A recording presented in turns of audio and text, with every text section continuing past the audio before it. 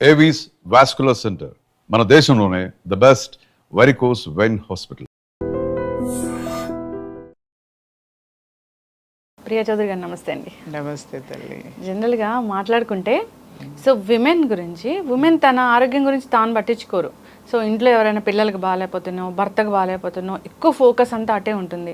తనకి iron deficiency ఉన్నా, anaemia ఉన్నా, లేదా ఫీవర్ వచ్చినా తను మొత్తం హెల్త్ గురించి పట్టించుకోకుండా జీవితం అంతా వాళ్ళకే అర్పించేస్తూ ఉంటారు. హెల్త్ ఇష్యూస్ అనేవి విమెన్కి ఎక్కువగా వస్తున్నాయి. కారణం ఏంటంటే ఇదే అని చెప్తున్నారు. తన ఆరోగ్యం మీద తనకు అవగాహన లేకపోవడం, పట్టించుకోకపోవడం. సో ఒక 40 దాటిన తర్వాత ఉమెన్కి ఎలాంటి అసలు ప్రొటెక్షన్ అనేది ఉండాలి, తన ఆరోగ్యం గురించి తాను ఎలా ఆలోచించుకోవాలి? సో వివరాలు. మనకి 25 ఇయర్స్ వచ్చేంత వరకు జవానీలో ఉంటాం. 18 to 25 is a golden period. Okay, అది ఆరోగ్యంగా బాగుంటాము. అందులో ఒక సామెత ఉంటుంది, వయసులో కోతిని చూసినా కూడా అందంగా ఉంటాం. సో ఎందుకు అనంటే మన మెటబాలిజం సిస్టమ్ కరెక్ట్గా పనిచేస్తుంది, హ్యాపీగా ఉంటుంది. ఆ ఏజ్లో మనకి ఏ విధమైనటువంటి స్ట్రెస్ కానీ ఇంకొకటి కానీ ఉండదు. కారణం ఏంటంటే మన బాడీ కరెక్ట్గా పనిచేస్తుంది కాబట్టి, మన సిస్టమ్ కరెక్ట్గా పనిచేస్తుంది కాబట్టి. తర్వాత ఆఫ్టర్ 25 మెల్లమెల్లగా ఏమవుతుందంటే మన సిస్టమ్, మెటబాలిజం సిస్టమ్ తగ్గుతూ వస్తూ ఉంటుంది.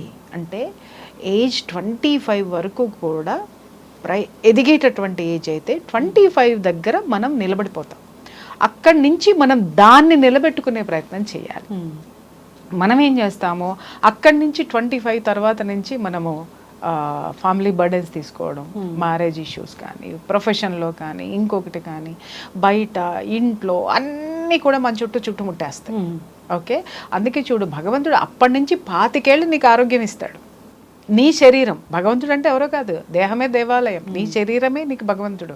25 ఇయర్స్ నీకు అద్భుతంగా అన్నీ కూడా నీకు అమర్చి పెట్టేస్తుంది. ఎందుకనంటే ఈ స్థితి దాటిన తర్వాత నువ్వు డేంజర్ జోన్లోకి వెళ్తావు. కాబట్టి నువ్వు దీన్ని కాపాడుకో, నేను అన్నీ నీకు ఇస్తున్నాను, నువ్వు దీన్ని కాపాడుకో. నువ్వు దీన్ని కాపాడుకున్నావు అంటే నేను నిన్ను కాపాడుతాను అన్నిటి నుంచి అని చెప్పేటటువంటి సిమ్టమ్ అన్నమాట. ఎప్పుడైతే 25 దాటామో మనము ఫ్యామిలీ స్ట్రెస్ కానివ్వండి, ప్రొఫెషన్ స్ట్రెస్ కానివ్వండి, సోషల్ దీంట్లో ఉన్నటువంటి సొసైటీలో ఉన్నటువంటి ఇష్యూస్ మీద కానివ్వండి ఫోకస్ పెడతాం. ఫోకస్ పెట్టినప్పుడు అవన్నీ కూడా మనల్ని ఏదో ఒక విధంగా బిజీ లైఫ్లోకి తీసుకెళ్ళిపోవడము, మానసికంగా మనకి కొన్ని ఒత్తిళ్ళు తీసుకురావడము, అలాగే శారీరక పరమైనట్టు ఎప్పుడైతే మనము ఈ బిజీ స్కెడ్యూలు, మానసిక పరమైనటువంటి ఒత్తిళ్లలోకి వెళ్తామో అది ఆటోమేటిక్గా మనకి ఖచ్చితంగా ఇవాళ తలనొప్పిగా ఉంది అనేది ఒకటి ఫీల్ అవుతాం. తలనొప్పి ఎందుకు వచ్చింది? మార్నింగ్ నుంచి ఏసీలో కూర్చొని మాట్లాడాం లేదు. ఒక ఇల్లాల విషయం దగ్గరికి వచ్చాం. ప్రొఫెషన్లో ఇలా ఉంటుంది. ఇల్లాల దగ్గరికి వచ్చేసరికి పొద్దున్నే పిల్లలు స్కూల్కి పంపించాలా, లేకపోతే భర్తని ఆఫీస్కి పంపించాలి, లేకపోతే ఇంట్లో అత్తకి, మామకి, లేకపోతే ఎవరున్నారో వాళ్ళందరికీ చేసి పెట్టడంలో తను బిజీగా ఉండి తను తీసుకునేటటువంటి ఆహారం టైంకి తీసుకోకపోవటం కానీ, లేకపోతే తన గురించి తను ఆలోచించుకోకపోవటం కానివ్వండి, ఇవన్నీ చేసుకుంటూ వస్తుంది. తలనొప్పి వచ్చేస్తుంది. ఎందుకు? అది నీ శరీరానికి మించిన స్ట్రెస్ నువ్వు తీసుకున్నావు. నీ శరీరానికి కావలసిన ఆ స్ట్రెస్ని భరించేటటువంటి శక్తిని నీ శరీరానికి ఇవ్వలేదు. ఫిజికల్గా నువ్వు ఎప్పుడైతే ఫిట్ ఉంటావో నువ్వు ఎన్ని ఛాలెంజెస్ అయినా సరే నువ్వు ఫేస్ చేయగలుగుతావు. ఈరోజు అందరూ కూడా డిప్రెషన్ నా దగ్గరికి చాలా కేసులు వస్తుంటాయి. చాలామంది ఈరోజు డిప్రెషన్ అనేటటువంటి మాట అందరూ పట్టేసుకుని అది మాట్లాడేసుకుని, లేకపోయినా కూడా నేను డిప్రెషన్లోకి వెళ్ళిపోతున్నాను అంటే శారీరక పరమైనటువంటి బలహీనతను కూడా డిప్రెషన్ అనేటటువంటి పదానికి ముడిపెడుతున్నారు. ఇది కరెక్ట్ కాదు. శారీరకంగా మనం వీక్గా ఉన్నప్పుడు కూడా ఏ విషయాన్ని మనం తీసుకోలేము. అలాగే ఒకే విషయం గురించి పదే ఆలోచిస్తున్నాం, లేదా మెరుగ్గా ఆలోచించలేకపోవడం అనేది మన శరీరంలో ఉంది. అక్కడ ఫాల్ట్ ఎక్కడుందంటే మన శరీరాన్ని మనం కరెక్ట్గా పెట్టలేదు, దానికి సరైనటువంటి ఆహారం ఇవ్వలేదు, దానికి కావాల్సినటువంటి పోషక విలువలు అందించలేదు. కాబట్టి ఇది ఉంది. ఇప్పుడు చూడమ్మా, ఇప్పుడు ఒక ప్రోగ్రామ్ అవుట్పుట్ రావాలి అని అంటే కెమెరా కరెక్ట్గా ఉండాలి, యాంకర్ కరెక్ట్గా ఉండాలి, గెస్ట్ కరెక్ట్ ఇన్ఫర్మేషన్ ఇవ్వాలి, ఆ తర్వాత ఎడిటర్ కరెక్ట్గా చేయాలి, ఎడిటింగ్ అయిన తర్వాత సిస్టమ్ సపోర్ట్ చేయాలి అతనికి, అలాగే కెమెరామెన్ తీయడం కాదు కెమెరా సపోర్ట్ చేయాలి. కెమెరా దగ్గర నుంచి నీకు అవుట్పుట్ వచ్చేంత వరకు కూడా ప్రతి ఒక్కళ్ళు, ప్రతి ఒక్క మిషను, ప్రతి ఒక్కటి ఎలా సహకరించాలో మనకి, మన కూడా ప్రతిరోజు చేసేటటువంటి పనిలో ఆ రోజు రాత్రి సుఖనిద్రపోవడానికి ఇవన్నీ కూడా మనకి సహాయపడినట్టుగా మన శరీరంలో ఉన్నటువంటి ప్రతి భాగము ఆరోగ్యంగా ఉంటేనే అది మనకి సహకరిస్తుంది. తలనొప్పి వచ్చింది, స్ట్రెస్ వచ్చింది, ఎందుకు వచ్చింది, ఏం తిన్నాం, అందరికీ ఈరోజు గ్యాస్ట్రిక్ ట్రబుల్ వస్తుంది. ఎందుకు గ్యాస్ట్రిక్ ప్రాబ్లమ్స్ వస్తున్నాయి అని అంటే కేవలం టైంకి తినకపోవడం. ఒక టైం అనేది మన శరీరానికి అలవాటు చేయాలి, ఆహారానికి. నెంబర్ 1. రెండోది, ఇప్పుడు అందరికీ కూడా విటమిన్ డెఫిషియన్సీలే. మీరు చూడండి, ఏ విమెన్ని తీసుకోండి, D vitamin deficiency main, B12 deficiency, magnesium deficiency, sulphur deficiency, zinc deficiency, మొత్తం అంతా కూడా మినరల్స్ కానీ వైటమిన్స్ కానీ డెఫిషియన్సీ ఎందుకు వస్తుందంటే మార్నింగ్ లేవగానే ఇంట్లోనే ఉంటుంది ఇల్లాలు, గృహిణి. అలాగే వర్కింగ్ ఉమెన్ కూడా ఏం చేస్తుంది అని అంటే గబా ఇంట్లో పనులు చేసేసుకొని అందరికీ పెట్టేస్తుంది. తనేదో గబా గబ గబ మెక్కేస్తుంది. తినడం కాదు, మెక్కటం అంటారు దాన్ని. మెక్కేసేసి గబగబా ఒక బాక్స్ తను కూడా వేసుకొని చలో ఎక్కడికి వెళ్తుంది, ఇక్కడ నుంచి క్యాబ్లో కూర్చుంటుంది, లేదా ఈ రోజు మెట్రోలో కూడా ఏసీలు వచ్చేసాయి. ఎక్కడా కూడా మనకి సూర్య భగవానుడు అనేటటువంటి వాడు మన శరీరానికి తగలకుండా మనం చాలా జాగ్రత్తగా పడుతున్నాం. ఎందుకు మనకి డి విటమిన్ డెఫిషియన్సీ వస్తుందంటే నువ్వు ఇండోర్లో ఎక్కువ ఉంటున్నావు, నాట్ అవుట్డోర్. ఇండోర్లో ఎక్కువ ఉంటున్నావు, అవుట్డోర్లో లేవు. ఎప్పుడైతే నువ్వు ఎండ వచ్చినప్పుడు నువ్వు బయటికి వెళ్తావో, పొద్దున్నే చూడండి, ఇదివరకు కళాపు జల్లి బొగ్గులు పెట్టి అన్నీ చేసి తర్వాత ఎండలో బట్టలు ఆరేయడానికి కనీసం వాళ్ళకు ఒక అరగంట పట్టేది. ఇంటిల్లి పాది బట్టలు ఉతికి ఎండలో ఆరేసినప్పుడు ఆ ఎండలో ఎక్కువసేపు ఉండేవారు, డి విటమిన్ ఉండేది. అలాగే ఇంట్లో ఉన్న ఏమైనా ఆరబెట్టడానికి ఎండలో ఆరబెట్టి అక్కడ కాపలా కూర్చునేవాళ్ళు. ఆ కొంచెం నీడలో కూర్చున్నా కూడా ఆ యూవీ రేస్లు ఏమయ్యాయి అంటే మన బాడీకి వచ్చాయి. అందుకని డి విటమిన్ డెఫిషియన్సీ అనేది మన పెద్దలకి లేదే, మనకే ఎందుకు వచ్చింది? ఎందుకు అనంటే మొత్తం సూర్యుడిని టచ్ మీ నాట్ అనేసామన్నమాట. అలాగే ఇప్పుడు ఇల్లాలు కూడా ఏమవుతుంది, గబగబా పనులు చేసేసుకోవడం, అది అయిపోయిన తర్వాత టీవీ చూడడం, లేదా గబగబా పనులు చేసుకోవడం, అది అయిపోయిన తర్వాత వీడియోలు చూడడం. నేను తప్పు పట్టట్లేదమ్మా, రొటీన్ లైఫ్ గురించి ఎక్స్ప్లెయిన్ చేస్తున్నా. అది ఇంపార్టెంటే కావచ్చు, గబగబా బట్టలు ఉతికేసుకోవడం, ఎవరికో ఒక పనులు చేసేసుకోవడం, ఎవరికో ఒకళ్ళకి సోది ఉప్పర సోదంతా మనం మాట్లాడుకోవడం లేదు. ఆ టైం కూడా లేనటువంటి ఉమెన్ ఉన్నారు. ఒకదాని తర్వాత ఒకటి. ఇప్పుడు జాయింట్ ఫ్యామిలీస్ ఉన్నాయనుకోండి, అత్తగారు ఏదోటి చెప్తుంది, మాంగారు ఏదోటి కావాలంటారు, తర్వాత ఆడపడుచులు వచ్చి ఏదోటి అంటారు. చాకిరీ చాకిరీ చాకిరీ చాకిరీ ఆ గదికి పరిమితం అయిపోతుంది, ఆ ఇంటికి, ఆ వంట గదికో లేకపోతే ఆ ఇంటికో ఆమె పరిమితం అయిపోతుంది. ఆమెకి ప్రకృతితోటి సంబంధాలు కట్టు, అలాగే తన దేహం నుంచి కూడా సంబంధాలు టోటల్గా కట్ చేసుకొని ఉంటుంది. ఇంట్లో ఎవరికి రోగం వచ్చినా వాళ్ళకి ఏం కావాలో కనుక్కొని డాక్టర్ చెప్పిన దాన్ని ఫాలో అయ్యి టైం టు టైం వాళ్ళకి ఇస్తుంది. అవును, ఓకే, దే ఆర్ హెల్తీ. వాళ్ళందరికీ ఏంటి అని అంటే ఈవిడ చూసుకుంటుంది కదా. ఇంకొకటి ఏంటంటే ఇక్కడ ఫ్యామిలీలో కూడా మనం గమనించాల్సింది ఏంటంటే, ఈమె చాకరీ చేసిన తర్వాత పిల్లలు కానీ భర్త కానీ, ఒకవేళ ఆడపడుచులు అయితే వాళ్ళు కానీ, లేకపోతే మరుదులు బావగారులు అయితే వాళ్ళు కానీ, అత్త కానీ మాంగారు కానీ, ఎవ్వరూ కూడా వాళ్ళు కోలుకున్న తర్వాత ఒక చిన్న థ్యాంక్స్ కూడా ఆవిడకి చెప్పరు. ఎగ్జాక్ట్లీ చెప్పరు. అంటే కృతజ్ఞత కోరుకోనటువంటి జీవితంలో ఎంత అద్భుతమైనటువంటి ప్లేస్ ఆవిడ తీసుకుంది. దాన్ని ఎవడు ఈ ప్రపంచంలో ఎవడు గుర్తించడు. ఫస్ట్ అదొకటి. అది కూడా ఒక విధమైనటువంటి లోటే ఆమెకి. అది గుర్తించకపోగా 90% తగ్గుతుంది, 10% ఎక్కడుందో, నువ్వు సరిగ్గా నాకు ఆ రోజు చేయలేదు, లేదా నువ్వు కరెక్ట్గా ఇవ్వలేదు, మా కోడలో ఏదో ఓ రోజు పట్టించుకుంటా ఓ రోజు పట్టించుకో. షీఈస్ ఆల్సో హ్యూమన్ బీయింగ్ అండి. ఆమె కూడా మనిషే. మీకు బాగోనప్పుడంతా మీకు బాగుండేదాకా సపర్యలు చేయడానికి మరబొమ్మ కాదే. తనకే ఒక శరీరం ఉంది, ఆ శరీరంలో వచ్చేటటువంటి బాధలు ఉంటాయి, అలాగే మానసిక బాధలు ఉంటాయి, భర్త నుంచి వచ్చేటివి ఉంటాయి, పిల్లల నుంచి వచ్చేటటువంటి స్ట్రెస్ ఉంటుంది. ఇవన్నిటికీ ఆవిడకి విశ్రాంతిని మీరు ఇవ్వరా? ఆవిడ సెలవు కోరుకోదా?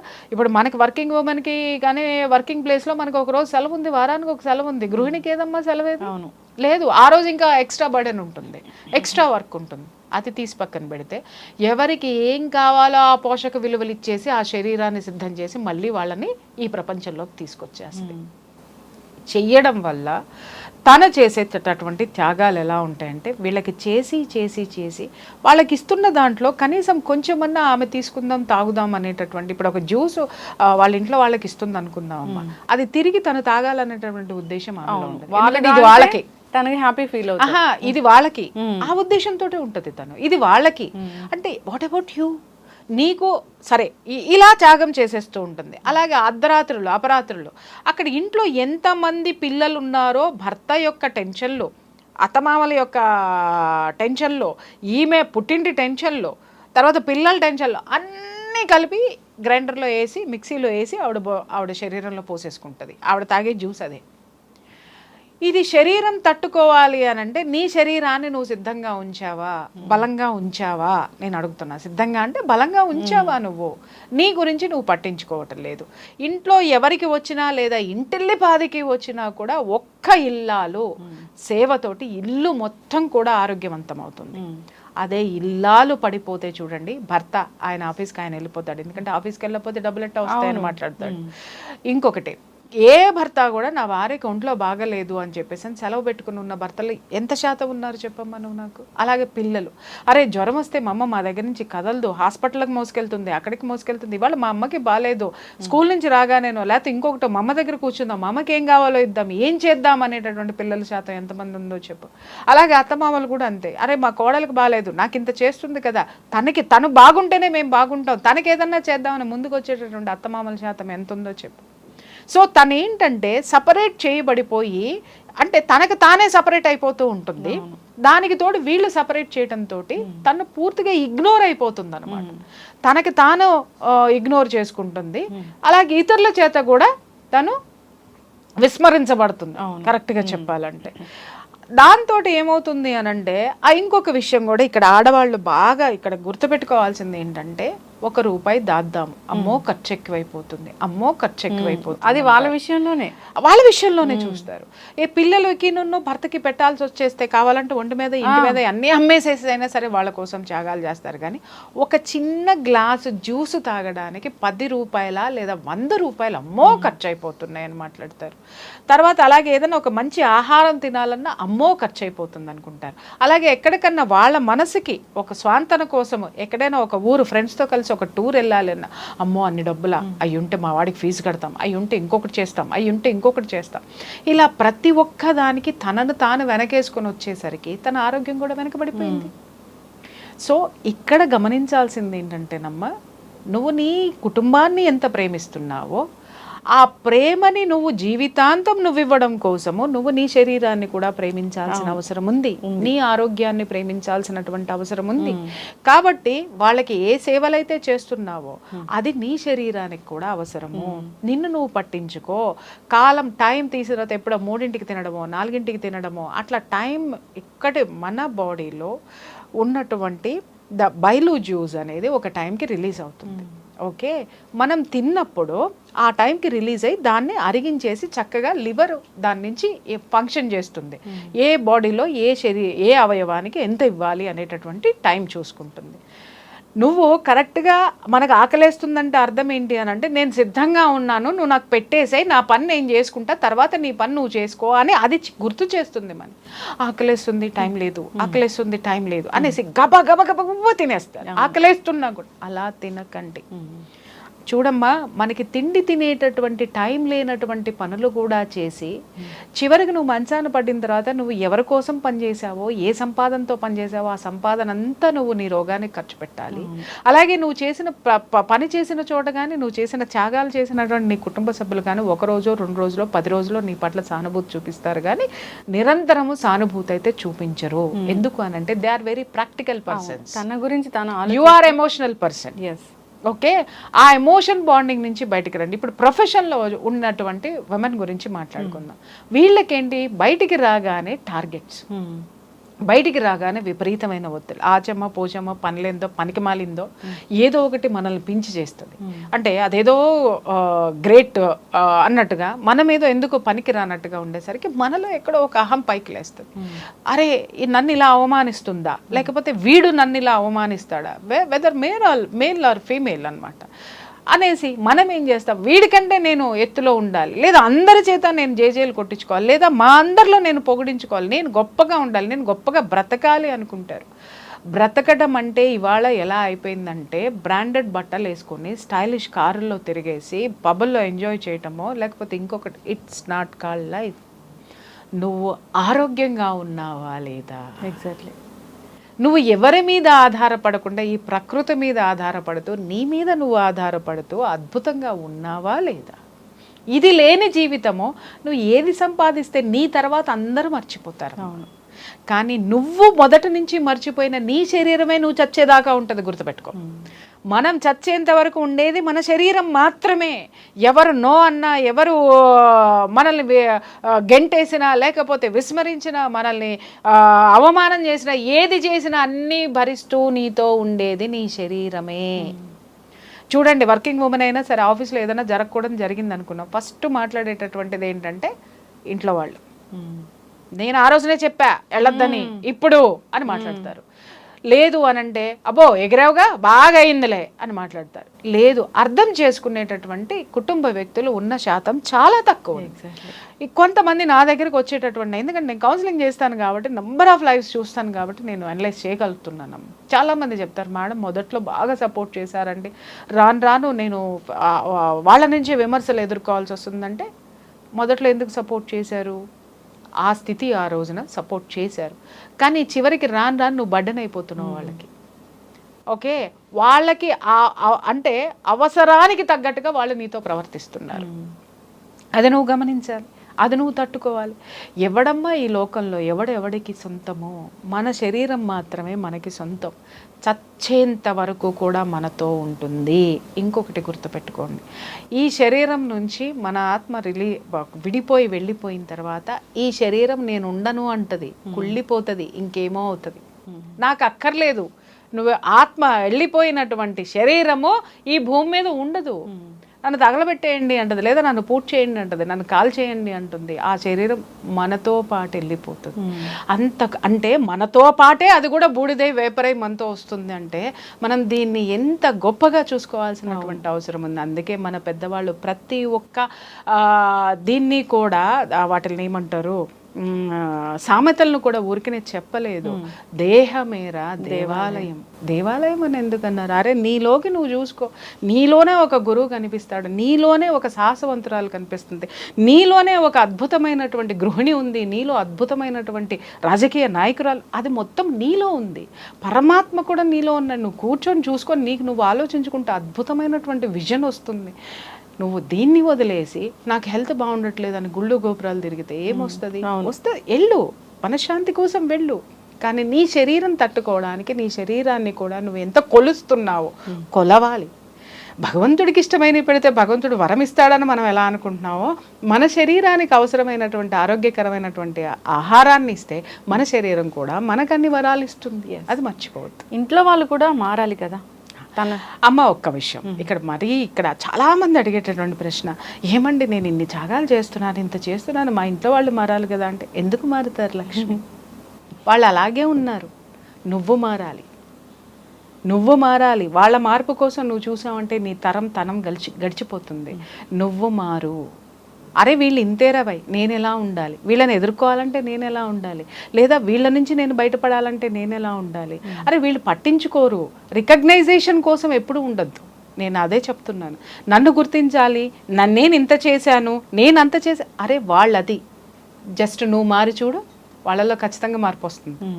నువ్వు మారకుండా వాళ్ళల్లో మార్పు రావాలంటే రాదు. ఎందుకు? నువ్వు మారటం అంటే ఏంటి అని అంటే, వాళ్ళు నీలో మార్పును చూడరు కాబట్టి ఇది ఇంతే అనుకొని వాళ్ళ పని హ్యాపీగా చేసుకుంటారు. ఎందుకంటే వాళ్ళని క్షమించేయడమో, లేకపోతే వాళ్ళతోటి వాదులాడడమో, లేకపోతే ఇంకోటో చేసుకుంటూ ఉంటే ఇంక ఇది ఇంతే అనేటటువంటి ఒక స్థితికి వచ్చేస్తారు. నువ్వు మారి చూడు, ఖచ్చితంగా వాళ్ళు మారే ప్రయత్నం చేస్తారు. దాంతో పెట్టుకోవడం ఎందుకురా, ప్రతిదీ ఇది లాజిక్లో ఉంది, లేకపోతే ఇంకోటి ఉంది అని చెప్పేసి అని మాట్లాడతారు. సో కాబట్టి మనల్ని మనం పట్టించుకోవడం అంటే శారీరకంగా పట్టించుకోవాలి, అలాగే మన చుట్టూ ఉన్నటువంటి పరిస్థితుల్లో కూడా మనకు అనుగుణంగా మనం మార్చుకునేటటువంటి పరిస్థితులు చేస్తే సర్వే జనా సుఖినో భవంతు. ఎస్, ఖచ్చితంగా మ్యామ్, చాలా చక్కటి ఇన్ఫర్మేషన్. నిజంగానే విమెన్ తన గురించి తాను పట్టించుకోవాలి. సో ఎప్పుడు ఇంట్లో వాళ్ళ గురించి పట్టించుకోవడం, వాళ్ళ ఆరోగ్యం గురించి చూస్తూ తిను అనారోగ్యం పాలవుతూ ఉంది.